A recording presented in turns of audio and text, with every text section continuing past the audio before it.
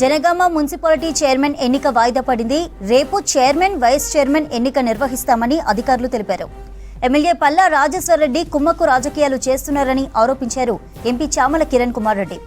డబ్బులతో కాంగ్రెస్ కౌన్సిలర్లను కొనాలని చూశారన్నారు.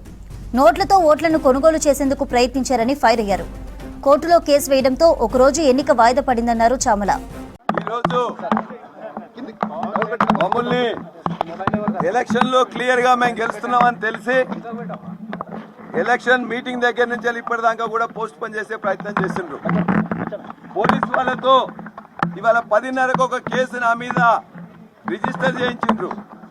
నేను వారిని వారి భర్తను కిడ్నాప్ చేసినని చెప్పి వారు ఎక్కడున్నారు, వారు ఇష్టపూర్వకంగా లేకపోతే ఎక్కడికి పోయినరు, వారు గెలిచిన తర్వాత వాళ్ళ పిల్లలకు బాగాలేకపోతే హాస్పిటల్లో జాయిన్ చేసి వారు వాళ్ళ కుటుంబంతో సాయాలు ఇక్కడికి వచ్చిండ్రు.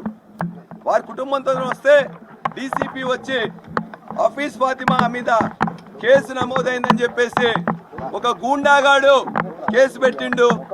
అక్కడికి వచ్చి కూడా మమ్మల్ని బాగా బెదిరించిండు. బాగా తాగిన ఒక గూండా ఇవాళ మమ్మల్ని అందరినీ కూడా బెదిరించిండు. డీసీపీ చాలా అసభ్యంగా ప్రవర్తించిండు. ముస్లిం కౌన్సిలర్ పై డీసీపీ అసభ్యంగా ప్రవర్తించి వారితో స్టేట్మెంట్ తీసుకున్న తర్వాత కూడా ఇవాళ కావాలని యాగి చేసి ఓడిపోతున్నాం అని చెప్పేసి ఇవాళ చేసిండ్రు. అందుకే సమద్ గారిని వారి యొక్క భార్యనే మాట్లాడవలసిందిగా ముందు కోరుతున్నాను.